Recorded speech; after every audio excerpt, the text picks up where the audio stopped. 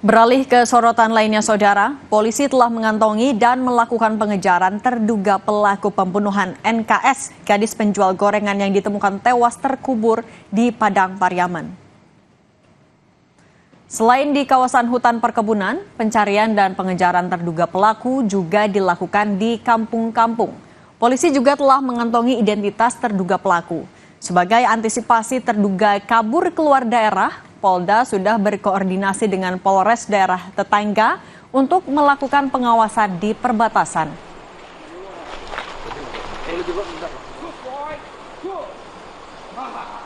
Saat ini untuk identitas tersangka sudah mengerucut, ya, dan saat ini juga kami dari tim sus sudah melakukan pengejaran, ya, terhadap yang diduga pelaku. Kesulitannya tentunya pelaku ini menguasai medan, ya, menguasai medan, sehingga ketika kita akan tangkap mereka atau pelaku ini bisa cepat melarikan diri, bisa cepat mengetahui keberadaan petugas yang akan menangkap.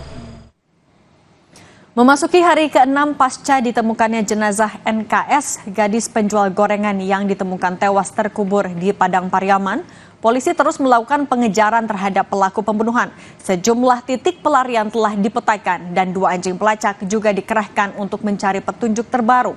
Berikut liputan jurnalis Kompas TV, Rio Yohanes, dari lokasi penemuan korban di Padang Pariaman, Sumatera Barat.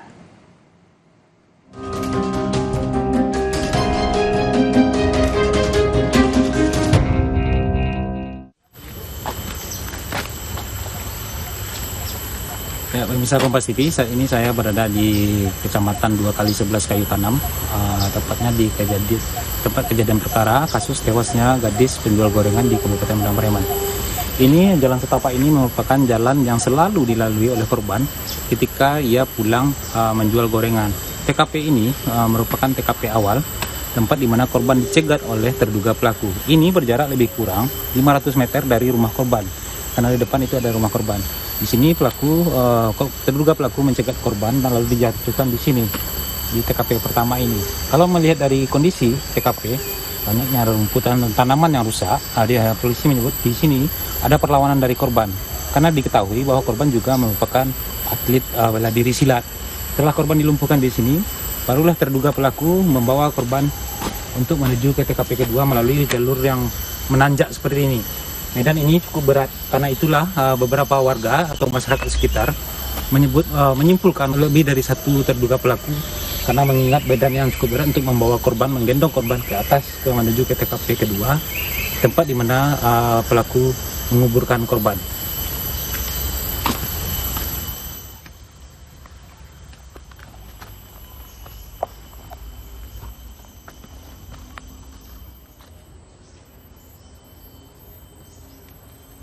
Saat ini saya berada di TKP tempat ditemukannya jenazah korban.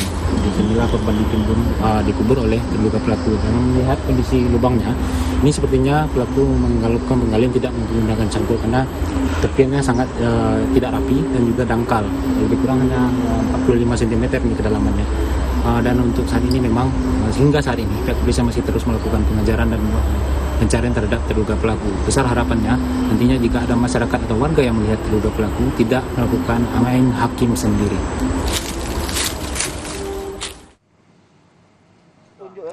Hari ke-6 pasca penemuan jenazah NKS, seorang gadis penjual gorengan yang ditemukan terkubur di Padang Pariaman, polisi telah mengantongi identitas terduga pelaku. Saat ini pengejaran terhadap terduga pelaku masih terus dilakukan. Dan untuk membahas kasus ini sudah bergabung bersama kami kriminolog FISIP Universitas Indonesia Adrianus Meliala. Selamat petang, Prof. Adrianus. Selamat petang, Mbak. Prof. Adrianus, ini kan sudah masuk hari ke-6. Kalau polisi bilang yang jadi kesulitan adalah karena terduga pelaku mengenal medan. Nah, kalau menurut Anda, itu jadi satu-satunya kendala atau biasanya juga ada faktor lain yang menyulitkan proses pencarian terduga pelaku, Prof? Betul, jadi ketika ditemukan tentu sudah ada perusakan, ditambah lagi dengan tiadanya saksi mata dan kemungkinan karena sudah rusak jenazahnya, maka lalu berbagai clue ya yang bisa kemudian mengarah pada tersangka itu kemudian tidak kelihatan lagi atau sudah rusak. Nah, memang sebagai gadis penjual gorengan tentu tidak terlalu luas ya social circle-nya, dengan kata lain orang-orang yang biasa ditemuinya, atau juga tidak terlalu luas yang kita sebut sebagai mind map-nya atau peta sosialnya, tempat-tempat di mana dia biasa datangi yang kemudian di situ dia temui orang-orang. Nah, maka sebetulnya tidak terlalu susah bagi kepolisian betapapun ya tidak ditemukan di TKP di jenazah clue-clue yang mengarah pada siapa pelakunya, namun dengan melihat pada tidak luasnya social circle, tidak luasnya mind map dari korban, maka bisa di narrowing down, diperkecil gitu, sehingga kemudian keluarlah satu atau dua nama yang kemudian dicurigai sebagai tersangka pelaku. Begitu. Prof, tapi kalau dengan informasi terduga pelaku mengenal daerahnya, berarti apakah mungkin terduga pelaku adalah orang dekat atau orang sekitar lokasi? Saya kira begitu. Jadi kalau tadi saya katakan bahwa korban ini tidak memiliki mind map yang banyak, artinya kan dia hanya ketemu dengan beberapa orang saja. Juga si korban itu juga tidak memiliki komunitas yang terlalu luas kelihatannya. Ya kita menduga dari status sosial, dari pekerjaannya, maka kita juga bisa mengerti bahwa atau bisa juga dapat dengan mudah menduga siapa orang yang pertama mungkin yang ditemuinya terakhir, atau orang yang dekat dengan si korban, orang yang tiap hari bertemu dengan korban, orang yang tahu bagaimana korban pergi dan pulang dalam rangka setelah berjualan begitu ya, maka dapat kemudian diprediksi menjadi 1-2 orang saja. Untuk itu kemudian lalu bisa ditelusuri.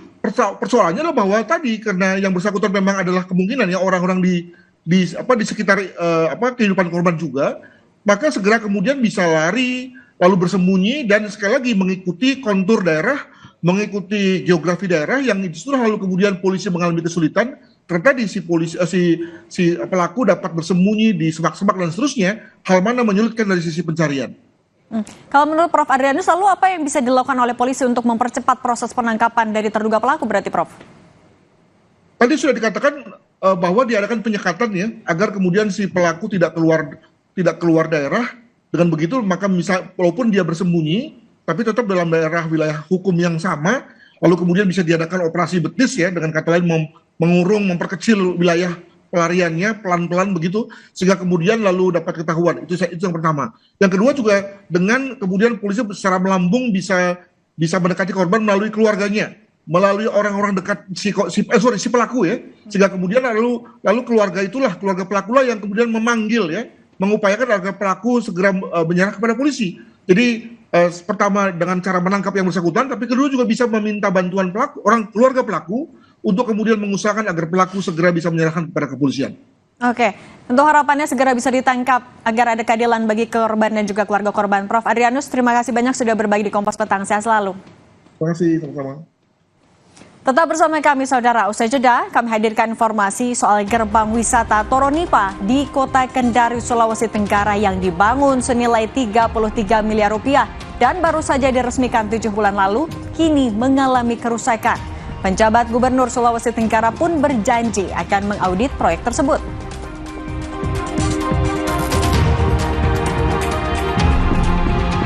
Pihak istana mengatakan Presiden Joko Widodo menghormati marwah KPK sebagai institusi independen. Hal ini disampaikan untuk merespons pernyataan Ketua KPK yang menyebut sulit bertemu Presiden Jokowi.